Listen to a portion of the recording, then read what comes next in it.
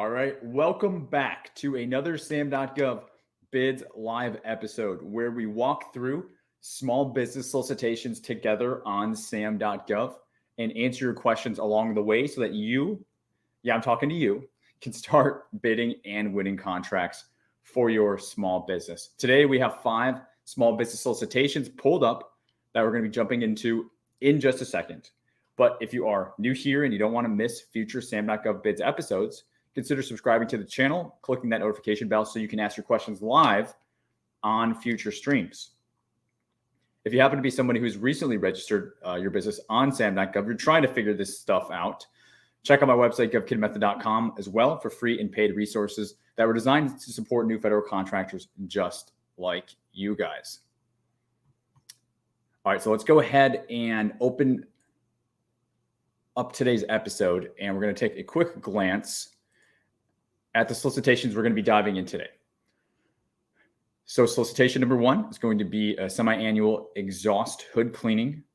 Okay, exhaust hood cleaning services, base +4. Number 2, we have workplace assistants, and qualified reader services. This is actually something from the last episode that I wanted to get to, but I wasn't able to because we ran out of time. So we will be getting to that today as number 2. Number 3, pool maintenance services over at Naval Air Station, Pensacola, Florida. Awesome, about 30 minutes from me, actually. Little Shell Service Unit snow removal services. It's going to be for Health and Human Services. And lastly, if we have time, household goods services, Corpus Christi, Texas, Zone 3. So now, if you are new here, maybe this is your first time catching one of these lives, you've been watching the replays, let me know. We are totally live right now. So let me know in the chat. Let me know if this is your first, and let me know where you're from. So what state are you from, to kind of get things warmed up and to get things rolling on the live portion of things. And again, if you are new here and you don't know how this works, I just went through 5 bids that we're going to be diving into today. I'm going to be diving into the first one in just a second. And we go through the bids.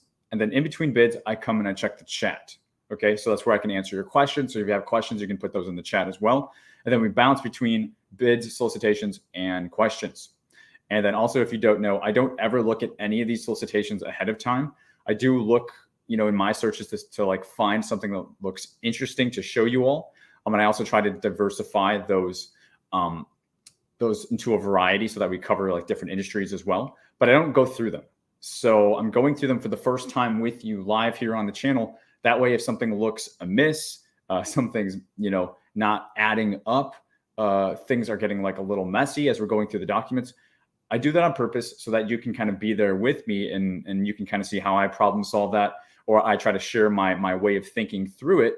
This way you can be a little bit more empowered, since you're probably, if you're watching this, you're going to be going on SAM.gov on your own trying to do this. And if you run into some of these weird things, maybe you'll be a little bit more empowered instead of having something that's totally polished and figured out and just here you go. And then you try to go and do it on your own.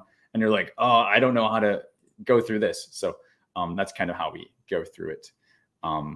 Awesome. So let's go ahead and look at our first solicitation here now. And then we will touch base with the chat after this first one. And good morning, everybody. Yes, congratulations, by the way. We all made it through the time change, or we're at least making it so far. So number 1, semi-annual exhaust hood cleaning services, base +4, which is telling us off the cuff here, it's going to be a 5-year contract. So this is going to be for the VA. This is, okay, the original set aside is actually missing. So we don't know if this is actually a small business contract or not.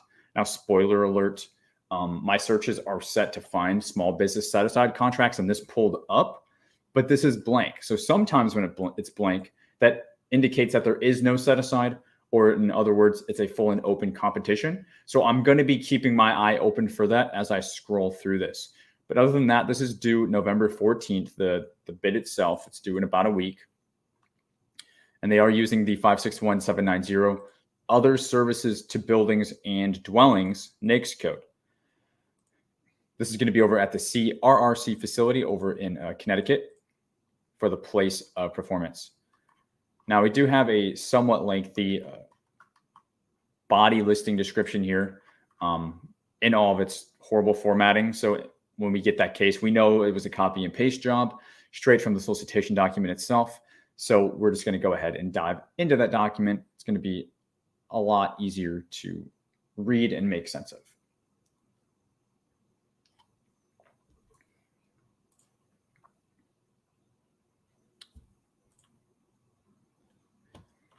Okay, so our solicitation document appears to be only 10 pages, very concise.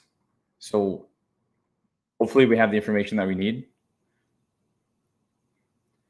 They're indicating here the solicitation is set aside for SDVOSB. Okay, now that was not indicated on the SAM.gov listing page. I would believe that that is the case. This is a VA job. If you had any questions, you could always email contracting, but the solicitation itself does indicate it. And for me, that would be enough, even though that's missing from the SAM.gov listing description. But it's good to find that. That's one of the things I was looking for. We were immediately led into the statement of work, the PWS, for kitchen exhaust hood cleaning. And I think they said this was semi-annual. The purpose of this contract is to provide quarterly cleaning. Okay, so it's quarterly for 2 kitchen exhaust systems. Okay, so this is going to be quarterly, and then it's also a base plus 4. So quarterly times 5, right? So 4 times 5. So that would be 20, right? And then if you're multiplying it by the number of kitchens, it's actually 2 kitchens. So then 20 times 2 is 40, so 40 going into a kitchen, cleaning the hoods, so if you're working with a subcontractor, that's, kind of the picture that you're automatically painting. You do have to be careful though, because this is not small business set aside. This is SDVOSB set aside. So if you're going to be, for example, doing a full legal middleman where you just want to find, a hood cleaning company that does this, this is professional services. You have to do 50%, right? Unless you're working with a similarly situated entity, which means the sub, would have to also be SDVOSB, because this is set aside not for small business.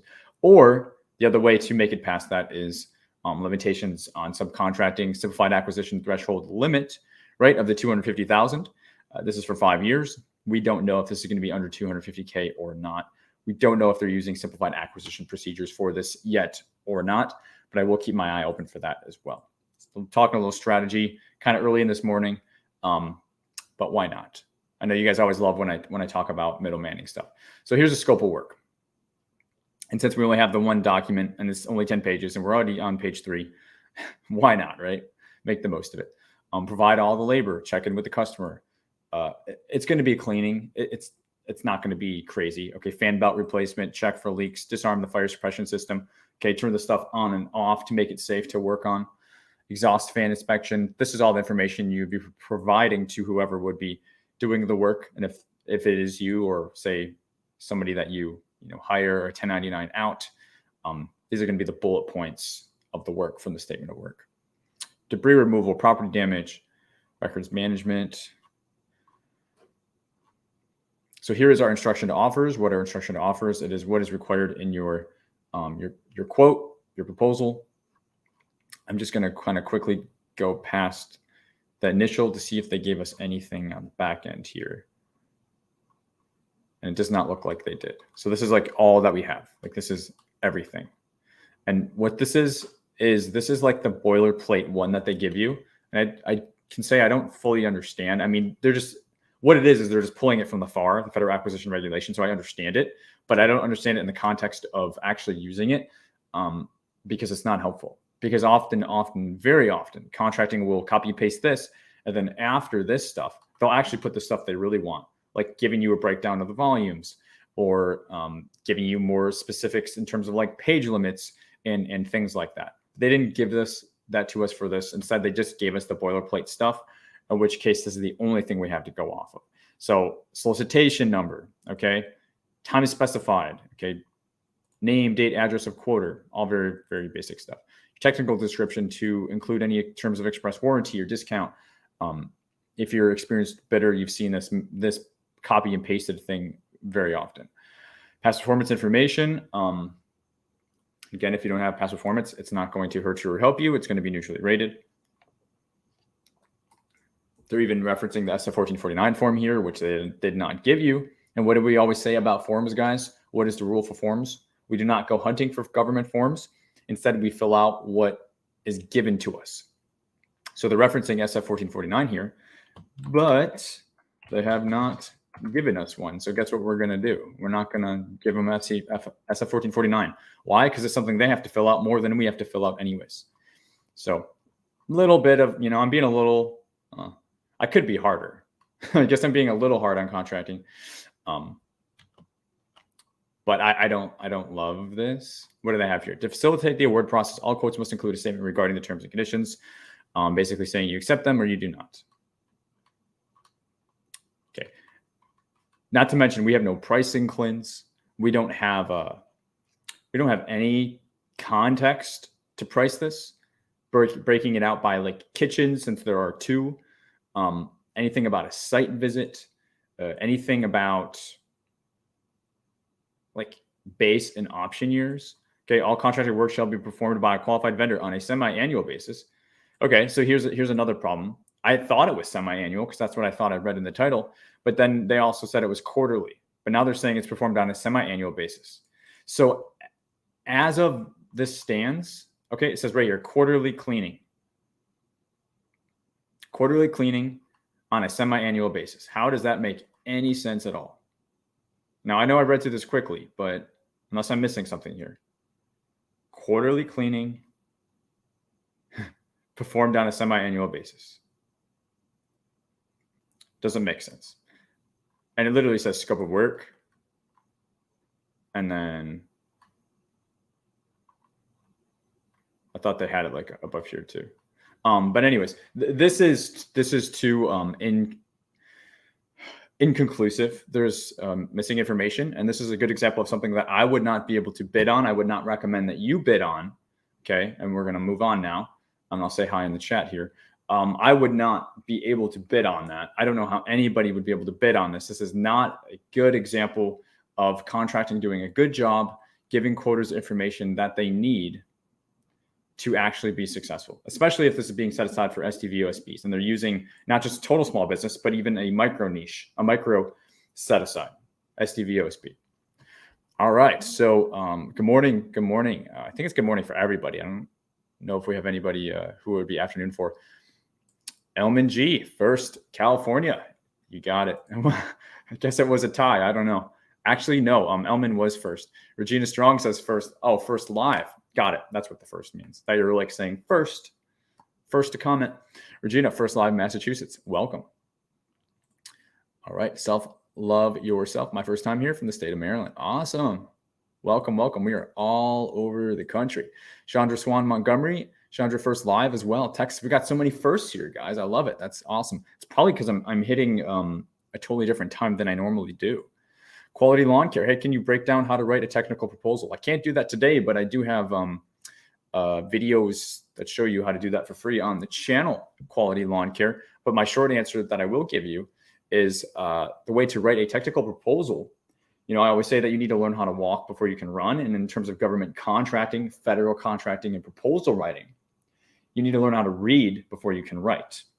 So the way to technically and accurately write your technical proposal, Quality Lawn Care, is to read the instruction offers and evaluation factors to see what contracting is asking for, then take those exact things, okay? And I literally will copy and paste those just high-level things, put those in a blank Word doc, and now that becomes your outline to your proposal.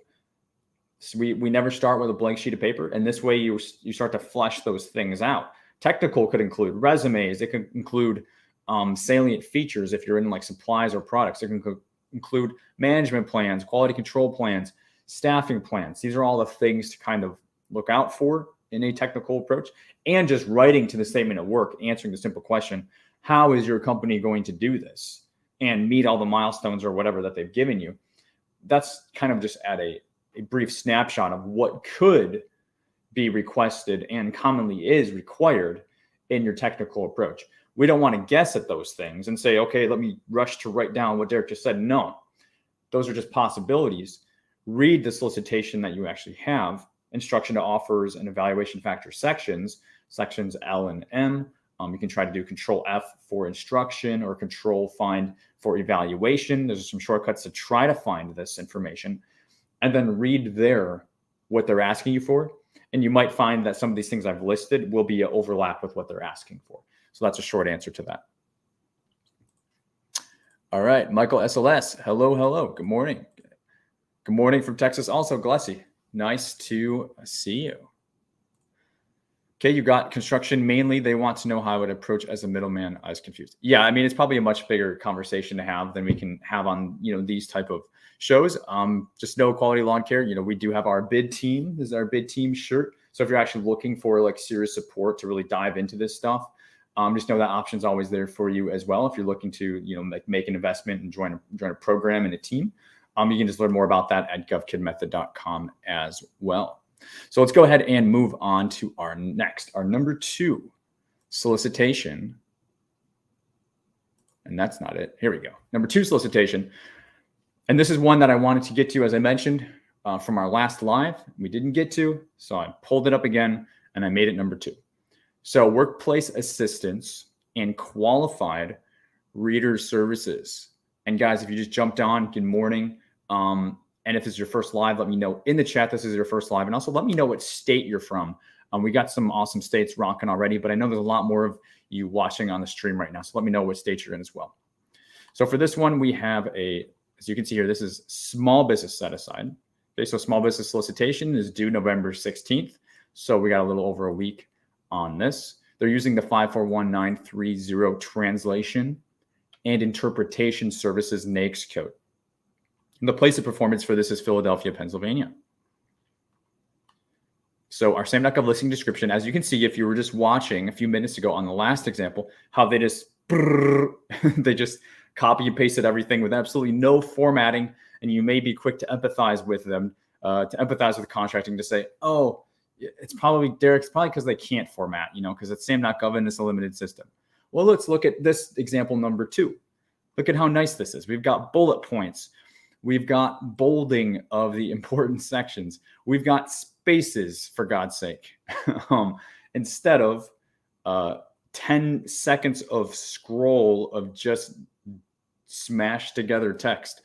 So this is a good example of what I like to see contracting do. So readers for people who are blind or have low vision must be qualified. A qualified reader recites written information. Okay, so we're talking about a device here, if you didn't know, that is not otherwise accessible with technology. In addition, a qualified reader is a person who is able to read effectively, accurately, and impartially. So they're also saying it's a person using any necessary specialized vocabulary and is familiar with the subject matter. In this case, it is a facilities engineering. Not sure what that means. A reader does not interpret information or perform essential job functions, right? They just read. The qualified reader should, for example, have working knowledge of the FAR, which is interesting, and some skills working with reading, writing, math computations to the subject engineering employee. Why would they need to be familiar with the FAR?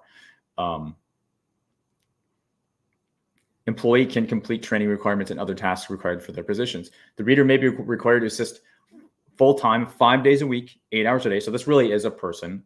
Why did it sound like it was a device? Because it said, I guess the wording, they made it sound like an object rather than a person. The reader may be required, the reader will be required to read assist individuals with course materials, instructions, and pulling information from websites, which may not be Section 508 compliant. Got it. Tasks, qualified reader services, number 1. Number 2, assist in the use of computer technology. Number 3, reader is required to read, interpret. See, this is a little interesting, right? Reader is required to read and interpret. If you guys were paying attention, or if you're just listening on audio only, and if you are listening on audio only, just know that we have a screen and stuff that we share too, if you haven't ever checked it out. This word interpret, I just saw up here where they said that they are not to interpret. The reader does not interpret information. And then down here it says the reader is required to interpret materials. Okay, so just a quick little contradiction. I like to point these things out, guys, because all too often new federal contractors put contracting on this pedestal and they think that they're just like perfect and maybe not amazing, but just like they don't do anything wrong. They're perfect. They're absolute, and they're not. And I'm not saying that to like get down on contracting. I'm saying that to build up us small business contractors to have the faith and the confidence and dig our heels in if we are experts in our space to say that doesn't make sense. I'm going to have to ask a question, because if I'm going to quote this, I need to quote it properly and accurately. So I try to build you guys up. So we have a couple of documents, SF-1449 form, and can't tell from the title what this is. Maybe an amendment, maybe an amendment. I'm not sure. All right, so we're getting this fun thing, this black screen of death. So when this happens, I don't know if this has ever happened to you guys on SAM. Every now and again, I'll get, I just got popped out of everything on SAM. So what I'm going to do is I'm going to switch my screen, and I'm just going to do a quick little re-log into SAM. I'm going to have to pull the things back up. But this is like the third time this has happened to me live. So just bear with me for a second. If you have questions, feel free to put those. And allow me a second to do my two-step authentication factor here into SAM. All right, cool. So I think I'm in.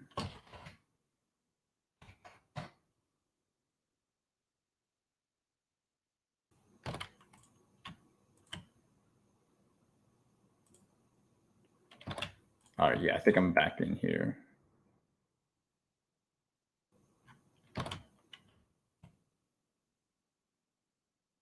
Cool. Yeah, we're good, guys. We're good.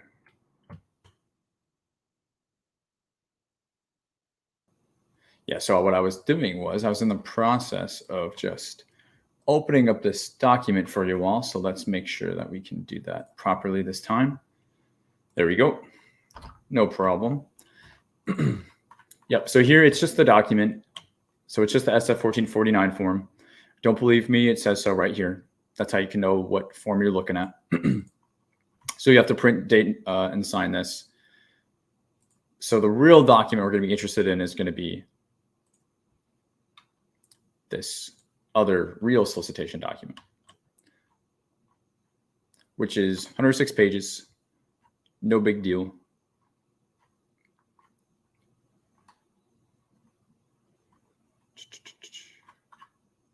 Okay, so we're hit with a pricing CLIN, and they are also letting us know this acquisition will be awarded. And again, let's remind ourselves, what the heck are we even looking at? Workplace assistance, qualified reader services. Okay, this acquisition will be awarded to the responsible vendor on a full and open competitive basis. Wait, what? Did I miss something? So this is another contradiction, and it's actually a pretty big one, and I would not be able to move forward without getting this clarification from contracting. Why? Because it says here, set aside, small business set aside. What did I just hear them say? What did I just hear them say? This will be awarded on a full and open competitive basis. That means not small business. That means Microsoft, Boeing, anybody can come in and bid on this if it's full and open. So for what I teach in our bid team and what I share here on the channel is, you guys, I know you guys, your small business teams of 1, 2, and 3, you do not have like 10, 20 people on your team where you're delegating people to do very specific tasks like mid-size to large size established government contractors. So instead, we still have to operate in a way that allows us to be focused, but also delegate like within ourselves sometimes, or with maybe like just a spouse or a business partner or a colleague or something.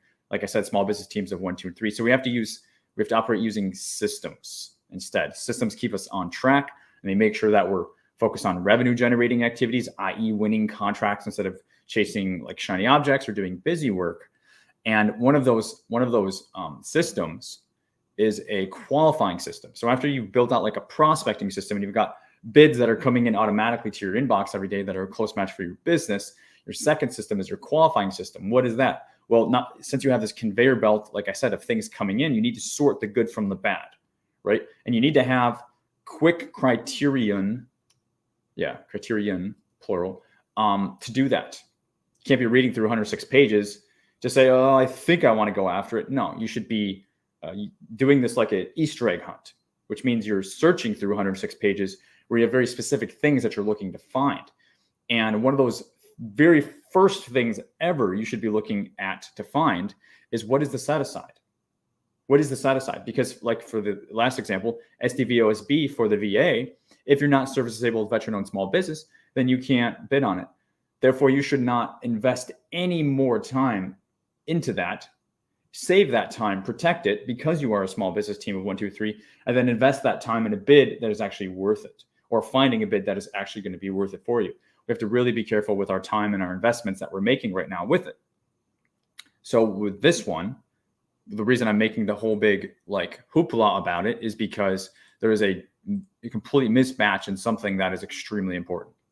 Because we typically, it's kind of this like it's not a hard and fast rule, but it's like a loose rule. We don't go after contracts that are full and open. Like it's going to be too competitive. We just don't do it. So this could render this dead in the water. Okay. And I'm a little bummed because this is the one that I didn't get to last week and I wanted to, and now it's this. Like I said, I don't ever look at these ahead of time. So anyways, we will just proceed.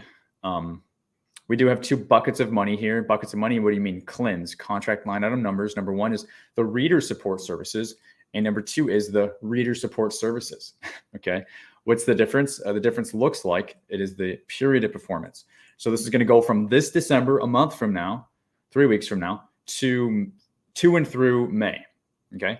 And then it's going to pick back up in June for an option period. It looks like these are 6-month windows, if my math is correct. It's going to go June through November, and then that's it. Okay. So 960 hours and 960 hours. Questions are due tomorrow. So I would definitely be asking that question of what's the deal? What's the deal with the set aside? Rhonda Saunders, what is the deal? You are confusing small business contractors. And there's so much of this, especially when I get to do these couple of these bids live, which I think we'll be doing another one of these episodes Wednesday. And I'm going through like 20 or 30 bids like this. And then I'm also working with, our bid team, and I'm going through their bids. It's crazy the amount of mistakes that we find, like on a weekly basis.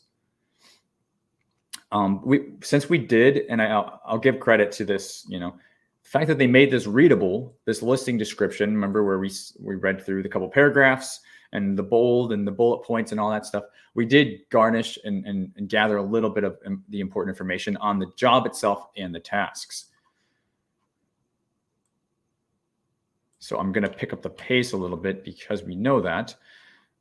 I do see the evaluation factors came up really quickly. And those are here, at least it appears. So they're saying price and technical acceptability are going to be the 2 factors. Looks like it.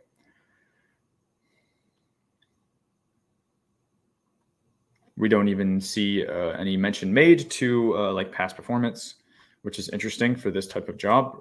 Reader services, you think you would want to check that box. That's another head scratcher from me.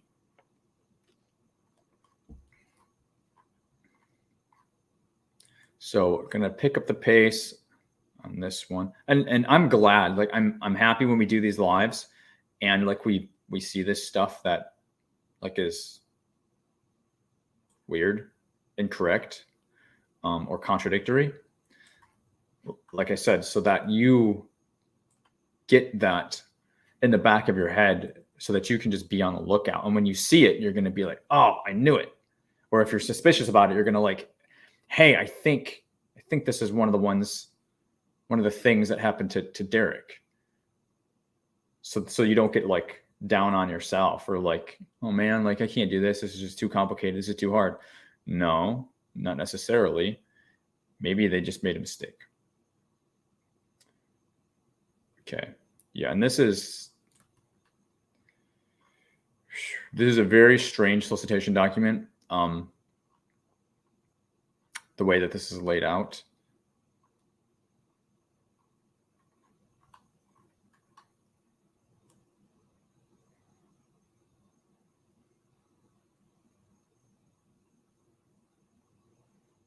A lot of this stuff just seems very, I guess, like very foreign.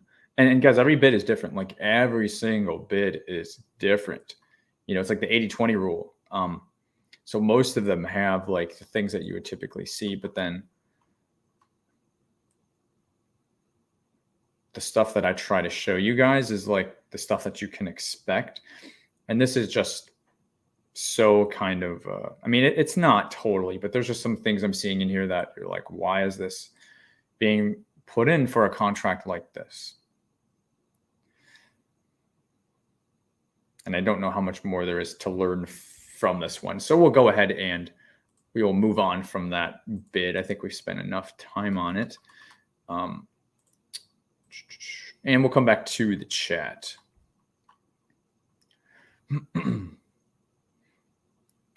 All right, Quality Lawn, got you. Thank you. I reach out to your team. Yes, 100%. If anybody does have any questions or anything like that, I'm putting an email address in the comments so that you can actually like talk to a real person. If you have questions about things that we offer, just support@govkidmethod.com. You will get a quick response if you do that. Flawless Locks, first live in Houston. Woohoo, let's go. Texas, go Astros. For sure. Welcome. Thanks for joining us on the stream today. Major Davis, first live from Oklahoma. Right on. Let's go. Quality Lawn Care, Atlanta, Georgia. Major Davis has finally got my entity validation. Thank goodness. Thanks to the phone number you provided in your masterclass. Oh, nice. So you went to the Federal Service Desk. Sounds like I know that I have that in the masterclass. So I'm actually really happy to hear that got you unstuck in that masterclass. Like it's like the common, like the IRS TIN mismatch and the address thing.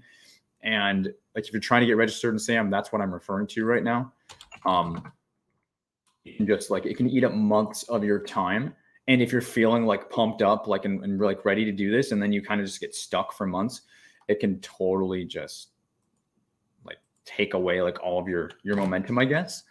So I'll just put one more link. If anybody hasn't taken the master class, it's totally free to enroll. It's kind of my gift to you. And that's what is being referred to here.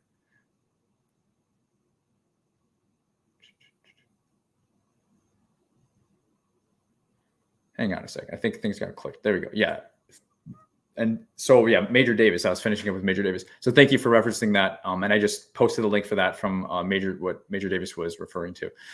Now, Craig Naylor, new from Boston. Awesome. SAM registration submitted. Let's go. Watching a lot. First live. 100%, Craig. Thanks for joining us. So many first live, guys. If you are new here or if you've watched before, if you haven't yet, just smash that like button. We got so many new people here. I just want to like kind of blow that up. So if you're watching, also like subscribe, because if you're liking this and this is like what you're wanting to get into and you see there's like not a lot of stuff that's maybe a great fit, subscribe to the channel for some more stuff if you want to. Foxtrot Co. Hands raised. Let's go. Quality Lawn Care says, wait a second. Also just won our first contract. Quality Lawn Care, lead with that next time. No, I'm just kidding. That's awesome. Congratulations. I'm not sure if you're a guy or a girl, so man or woman, congratulations. That's awesome on your first win. Our last episode, we had somebody with their first win as well. I believe it was War Dog. So that's super awesome. I need to get a button or something. I need to get one of those cool buttons that when we have something to celebrate, I can just hit it and do more than just like the virtual, there we go, virtual high five. But for now, we'll do a virtual high five for winning your first contract. It's amazing.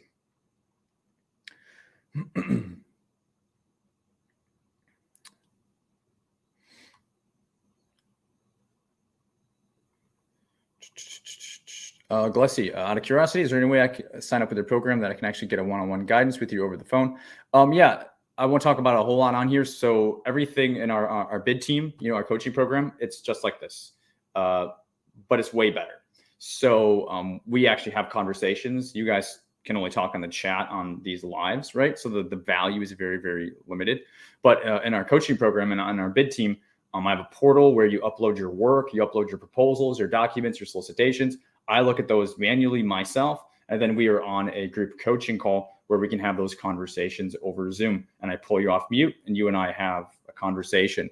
So I know a lot of people kind of get geeked out like, oh, Derek, it's group coaching. It's like, no, it's group coaching. It's so much better than one-on-one because you actually get to learn from other people. And if there's things that you aren't wanting to like share, like your documents or whatever, that's cool. And that's why we have a secure portal to upload that information. So we can talk about whatever we need to talk about, but we don't have to share anything that we don't want to if we're worried about that. So we have all of our bases covered, and I think we have almost 90 small businesses that have gone through the program. And I think that's the other issue that people get hung up on. Like, Derek, how many others are in the program? Well, about 90 have gone through the program. But my goal is to teach you how to fish. So once you know how to fish and you're winning, like the amount of calls you get on is going to be less and less. So on average, we only have 5 to 10 people on per call. And calls can go on for like a couple of hours.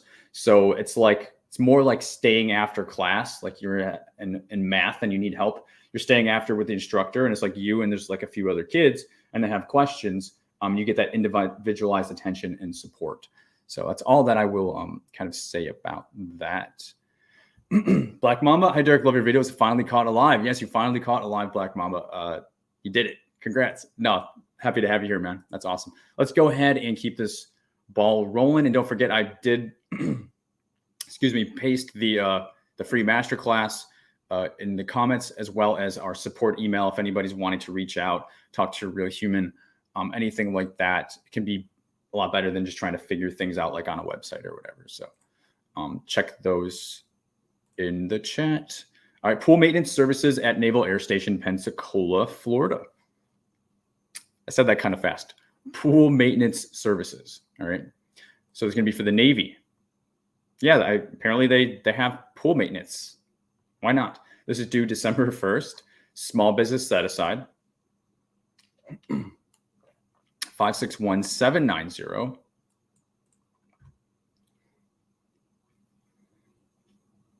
Okay, and then we do have, surprisingly, a lot of documents for pool maintenance. Okay, why do we have multiple statements of work for 4 different statements of work? Past performance questionnaire. This is funny. Pool site visit. Maybe this is like the Mac Daddy of like all pools. Maybe it's multiple pools. Let's go ahead and get started with the solicitation document itself and just see what kind of trouble we can get ourselves into. We do have our SF 1449 form to start. Okay, what is this? What's going on here? This contract is issued as a result of this solicitation and replace. This is pretty cool, guys. This is a jackpot, whether you know this or not. They're giving you the previous award number without having to ask for it. They're giving you all the previous pricing for base plus 4 option years for a grand total of 1.2 million for base and all option years. It's 4 option periods.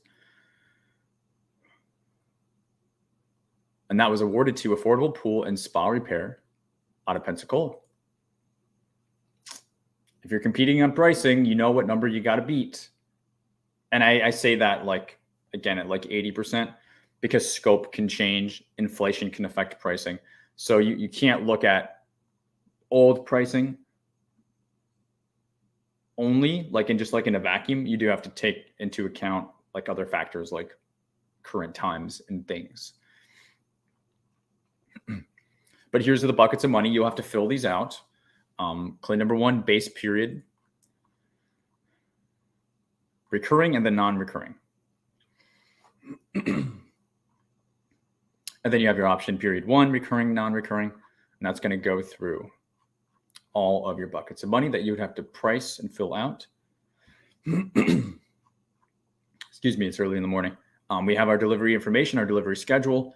So they're giving us, I guess, probably because of the seasons, right? Pools are closing. It's November. So this thing is going to kick off 13 April of next spring and then go for a year. So like for a whole year. And yeah, you'll have the downtime. Like there's the downtime right now, which is why the POP isn't starting now. It's not starting until next April. But once it does start next April, it's going to roll through for a year-on-year basis for the recurring and non-recurring. So these CLINs will identically match in this delivery schedule those pricing CLINs. See, there's 12 here, and then there's 12 here.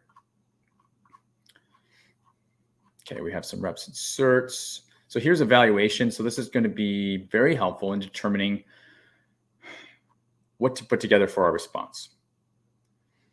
So they're going to award based on what's going to be most advantageous to the government, price and other factors considered. And what they want you to do, for example, for your price, provide a completed pricing claim, what we just walked through, and provide a completed exhibit line item number, pricing attachment. And so that's going to be a pricing sheet attached separately that we'll have to dig into. I know I saw it in here somewhere.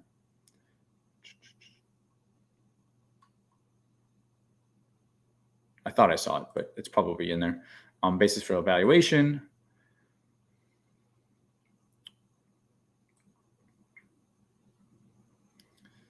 Not seeing them say best value, trade-off, or lowest price. So we'll kind of keep an eye out for that.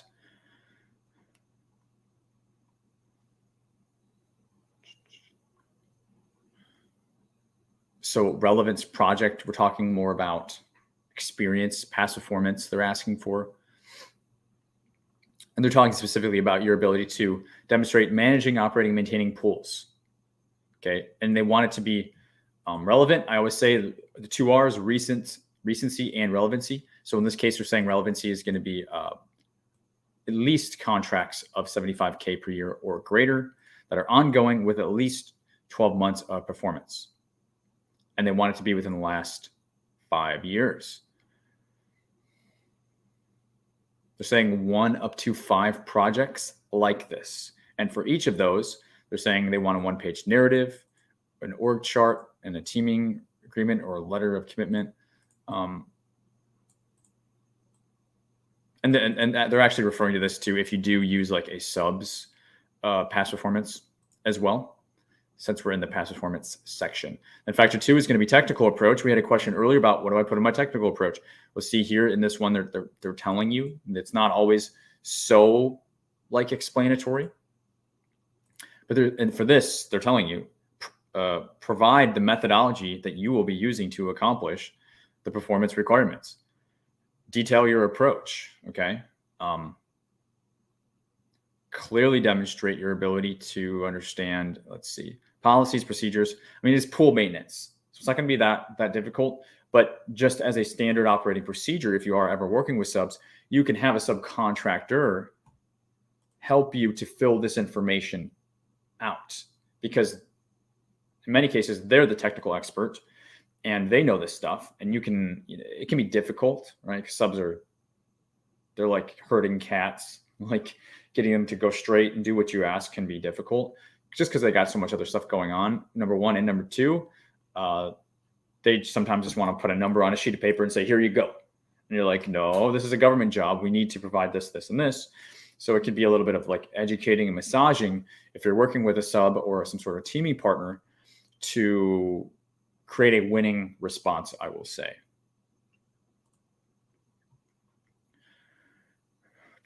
Basis for evaluation, the minimum standard met is when, so looks like they're talking about pass fail. Usually when they say acceptable and non-acceptable, it's more like a pass fail thing rather than something that's going to be like rated, like with a scorecard, like exceptional, very good, satisfactory, unsatisfactory, and no confidence. That would be more of like a scorecard approach. Factor 3, safety. Talking about this DART rate. Submit 5 previous complete calendar days. What is this? Worth of data. DART cases include injuries. Okay, yeah. That's what I thought.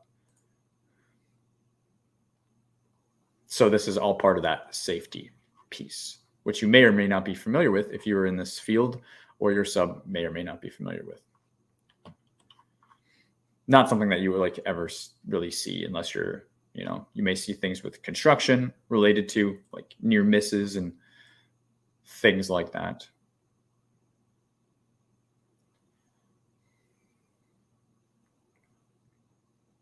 Hope you guys are all like having a great Monday, by the way. Like this is pretty cool because this is earlier than I ever do these episodes. It's because I'm going to a wedding. I'm traveling to Michigan later this week, so I'm going to be off later this week. So I'm just changing some things around.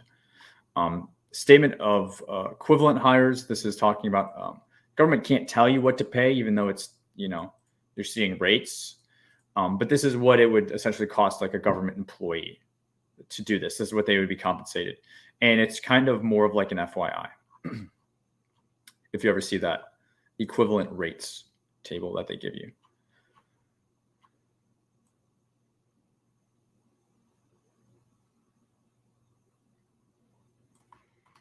We did see site visit information, so that's good. Okay, so there's a kind of a lot of documents for this one. And to be honest, the pool maintenance, it's just not that exciting to me. So what I'm going to do, we've already spent a good amount of time. I'm going to check the chat, and I'm going to do one more bid here, just to keep things rolling. Jeremy Short says, when will you do it again? If you're talking about bid team's ongoing. So we don't do like launches. We don't do start, open close dates. I believe that small businesses are entering the space all year round. I mean, I don't believe that. I know it, but I believe that you should be able to kind of like apply and join to get support on your timeline, not mine. So we have a year, like all year, we're like open. So if you want more information, just support at givekidmethod.com and we'll get you taken care of. Black Mamba, from your experience, how willing are subs to help you as a prime to prepare a proposal? I mean, it's like 50-50, to be honest with you. In some cases, you could ask them to do a lot, attend a site visit, assist with technical proposal, etc. Yeah, that's 100% correct. Thing is, if they're not doing it for you, they're doing it for somebody else. You know what I'm saying? So we just have to get in a place mentally, like, because we're not like using them. Like, it's very possible that you may win and they may be part of your team. Same with us. Black Mamba, like, so much of my message here on the channel to everybody is to avoid the shiny objects and just learn how to bid. Like, that's like a big part of like the soul of this channel, but just my overall message to our industry. Because I see small businesses and federal contractors that are new, they go through the carnival, so they go and they get all the set-asides, and then someone tells them they need to be on a GSA schedule, and then they need to get the right JV partners, and then they need to, before that, they need to do their perfect CAPE statement and their perfect website, and all of these things. And there's like so many other things, right? And then at the end of that, they still haven't won any work. And that hurts me. Like, it hurts me a lot because I've seen it so many times. I've seen so much money spent, tens of thousands, hundreds of thousands of dollars is spent doing things that will not directly lead to a contract. They're just kind of like, you're collecting all these tools in your belt, but then you have to actually do something. You have to eat. So that's why I'm super passionate about doing the minimum, like the absolute minimum, like get your cage code. If that means creating a CAPE statement, like, I'm good with that because it helps you form your umbrella of the services that you want to offer. And then you just jump into this pool, right? We're looking at pools. You just jump into the deep end of the pool and you start doing it and you start learning. And I try to give you a structure. I try to give you a path to follow. I can't do it all for you, but to just get in the game. And my point is, we have to do this again and again and again and again. It's the only way you get better at anything. It's the rule of 10,000 hours. I'm not saying you have to do 10,000 hours right away, but like, just the more you do it, the better that you're going to get. And there's that canyon that has to be crossed that everybody wants to avoid with these shiny objects. Busy work very often. So we can go after a lot of bids, and we do go after a lot of bids, and we don't win those. Okay. We do it for the ones that we can win. Same for the subs. Subs go after a lot of jobs, and they don't win a lot of jobs. They do it for the ones that they do win. So it's the same thing. The subs are not like doing anything over and above what we're doing, because just as the subs are quoting us, we're also quoting a lot of jobs for the government. So we just have to understand that we have to be good, that is the game. And we shouldn't like feel bad for subs or anything like that, because it's how they secure work. It's how they stay alive. It's how they eat. And it's the same thing that we do. It's how we stay alive. It's how we eat. We have to quote work for the government. Subs quote work for us. So it's the same thing.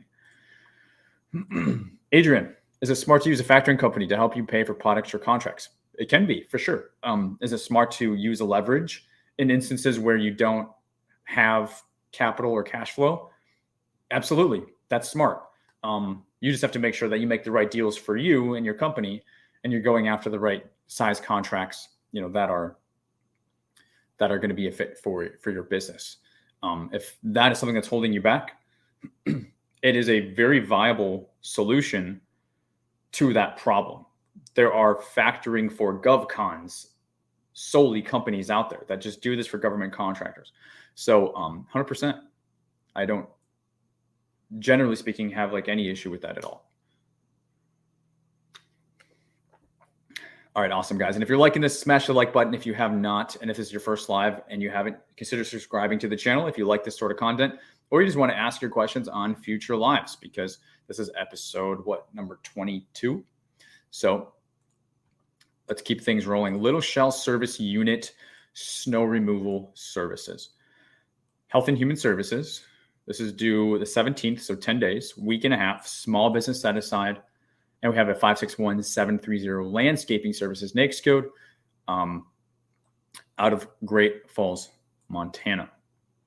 We have SAM.gov listing description a little bit here, but it looks just to be like a repeat of information. They are saying it is a request for quote. This is 100% set aside for small business.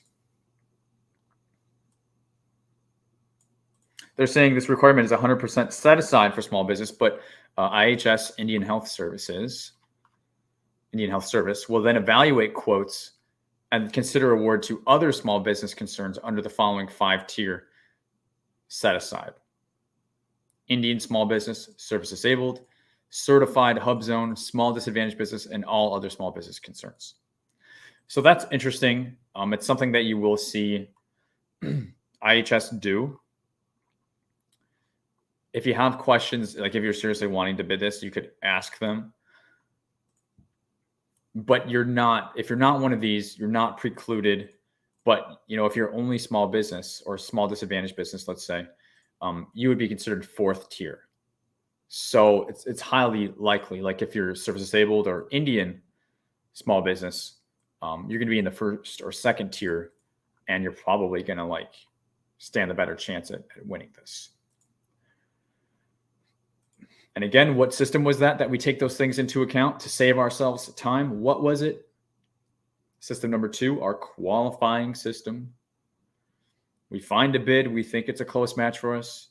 We need to decide what pile to put it into, though, the good pile or the bad pile.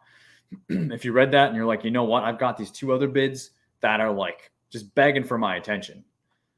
And this one you can maybe put on the back burner then, if you're 5th tier or 4th tier.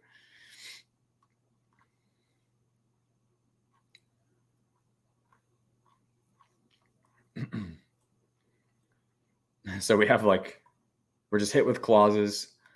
It's funny. Site visit. They're urged and expected to inspect the site visit, but when is it? They have not told us. And that's the end of the document, 9 pages. But we do have some other documents, I guess. So we have a statement of work. We have a pricing schedule.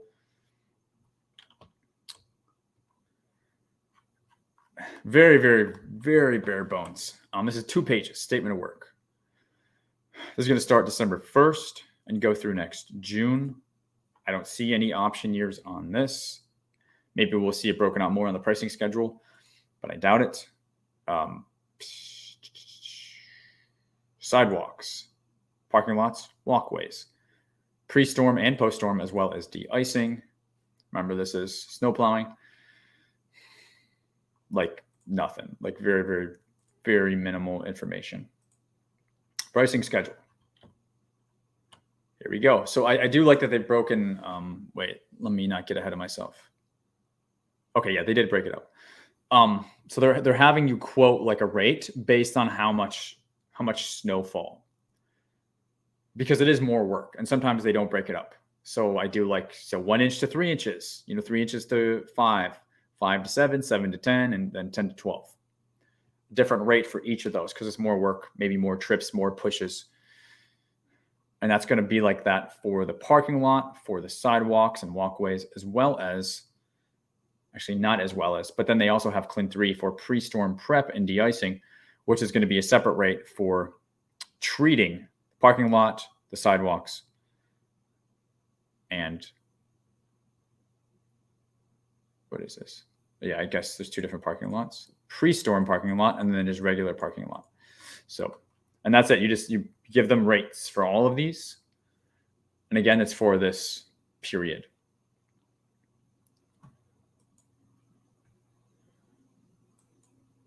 extremely straightforward. I don't hate it because we at least have the pricing in check, and it's not that hard of a story to tell, so they're not wasting a lot of pages. But with IHS, it is always a little bit, you just have to make sure that it's something that you want to go after, because they have these like tiered set asides like we're talking about. And so that still kind of like weighs on me in terms of bid, no bids. We have like a dozen images here. These are probably going to be like of the grounds and the site. So we see pictures of the sidewalks and stuff. But you would still want to go to the site visit, even though they haven't told us. If you want to do a site visit on this, you would just email Tanya Schwab and say, we would like to request a site visit. And then more likely than not, Tanya is going to connect you with a customer, an end user, a potential core, or a PM at that location. Is this even Tanya's location? Let's see. Doesn't show her address. And then that person will show you the grounds. So like not something that you can't do, even if it's not listed, just a rule for site visits. If they're saying, you can request one, but they don't have a date, then you may just get your own site visit.